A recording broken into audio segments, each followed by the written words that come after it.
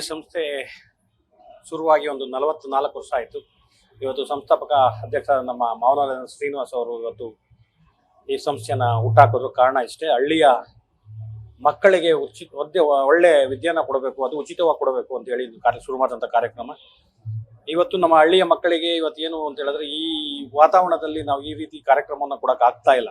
ಸರ್ಕಾರಿ ಶಾಲೆಗಳು ಇರ್ಬೋದು, ಖಾಸಗಿ ಶಾಲೆಗಳು ಉತ್ತಮ ನಗರ ಪ್ರದೇಶಗಳಲ್ಲಿ ಕೆಲವು ಶಾಲೆಗಳು ಕೊಡಬಹುದು. ಆದರೆ ಇಂಥ ಪರಿಸ್ಥಿತಿಯಲ್ಲಿ ನಾವು ಕೊಡೋಕ್ಕಾಗದೇ ಇರುವಂಥ ಶಾಲೆಗಳು ಅಂದರೆ ನಮ್ಮ ಖಾಸಗಿ ಶಾಲೆಗಳು, ಎಲ್ಲಿ ಉಚಿತವಾಗಿ ನಡೆದಿರುವಂಥ ಈ ಥರ ಶಾಲೆಗಳು.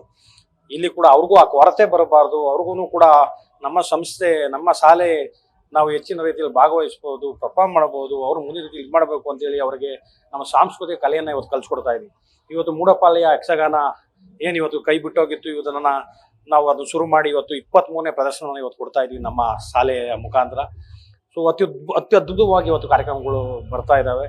ಸೊ ಇನ್ನೂ ಹೆಚ್ಚಿನ ರೀತಿಯಲ್ಲಿ ನಾವು ಈ ಕಾರ್ಯಕ್ರಮಗಳನ್ನ ಕೊಡೋದಾಗಲಿ, ವಿದ್ಯಾಭ್ಯಾಸದ ಕಡೆ ಆಗಲಿ ಹೆಚ್ಚಿನ ಒತ್ತನ್ನು ನಾವು ಕೊಡೋದಕ್ಕೆ ನಿರ್ಧಾರ ಮಾಡಿದ್ವಿ. ಮುಂದಿನ ದಿನಗಳಲ್ಲಿ ಇನ್ನೂ ಹೆಚ್ಚಿನ ರೀತಿಯಲ್ಲಿ ಕೆಲಸವನ್ನು ಮಾಡಿ ಮುಂದಿನ ದಿನಗಳಲ್ಲಿ ನಿಮ್ಮ ಶಾಲೆಯನ್ನು ಯಾವ ಅಂತ ತಗೊಂಡೋಗ್ಬೇಕು ಅನ್ನೋದು ನಗರ ಪ್ರದೇಶದಲ್ಲಿ ಇರುವಂಥ ಶಾಲೆಗಳಿಗಿಂತ ಕಮ್ಮಿ ಇಲ್ಲದ ರೀತಿಯಲ್ಲಿ ನಾವು ಈ ಸಂಸ್ಥೆಯನ್ನು ಉತ್ತಮ ತಗೋಬೇಕು ಅನ್ನೋದು ನಮ್ಮ ಉದ್ದೇಶ. ಅಂದ್ರೆ ಈಗ ಕೊಟ್ಟು ವಿದ್ಯಾರ್ಥಿಗಳಿಗೆ ಹೌದು, ಅಕಾಡೆಮಿಕಲ್ ಆಗಿ ಇವತ್ತು ಮಕ್ಕಳುಗಳಿಗೆ ಇವರು ರೆಸಿಡೆನ್ಷಿಯಲ್ ಸ್ಕೂಲು ಮಾಡಬೇಕು ಅಂದ್ಕೊಂಡಿದ್ದೀವಿ. ಇಲ್ಲಿ ಅಕಾಡೆಮಿಕಲ್ ಸ್ಕೂಲಲ್ಲೂ ಕೂಡ ಕ್ವಾಲಿಟಿ ನುರಿತ ಶಿಕ್ಷಕರನ್ನ ಅಪಾಯಿಂಟ್ ಮಾಡೋದಿರ್ಬೋದು. ಕಂಪ್ಯೂಟರ್ ಲ್ಯಾಬ್ 100 ಕಂಪ್ಯೂಟರ್ ಲ್ಯಾಬ್ ಮಾಡಿದ್ದೀವಿ. ಇಲ್ಲಿ ಲೈಬ್ರರಿಯನ್ನು ವ್ಯವಸ್ಥೆ ಮಾಡಿದ್ದೀವಿ. ಎಲ್ಲ ಥರದ ಲ್ಯಾಬ್ಗಳಿದ್ದಾವೆ.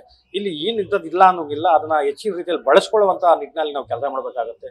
ಎಲ್ಲ ಒಂದು ಕಡೆ ಸಂಪನ್ಮೂಲದ ಕೊರತೆಯಿಂದಾಗಿ ನಾವು 100% ಕೊಡೋಕ್ಕಾಗದೆ ಹೋದ್ರು ಒಂದು 70 ಭಾಗ ಇವತ್ತು ಅಚೀವ್ ಮಾಡಿದ್ದೀವಿ. ಇನ್ನು 30 ಭಾಗವನ್ನು ಕ್ರಮೇಣವಾಗಿ ನಾವು ಕೊಡ್ತೀವಿ. ಇವತ್ತು 100ಕ್ಕೆ 100ರಷ್ಟು ರಿಸಲ್ಟನ್ನು ಇವತ್ತು 11 ವರ್ಷದಿಂದ ಇವತ್ತು ಕನ್ನಡ ಮೀಡಿಯಂ ಕೊಡ್ಕೊ ಬಂದಿದ್ದೀವಿ. ನ್ಯೂಸ್ ಫಸ್ಟ್, ನಿರ್ಭೀತಿಯಿಂದ ನಿಮ್ಮ ಪರವಾಗಿ.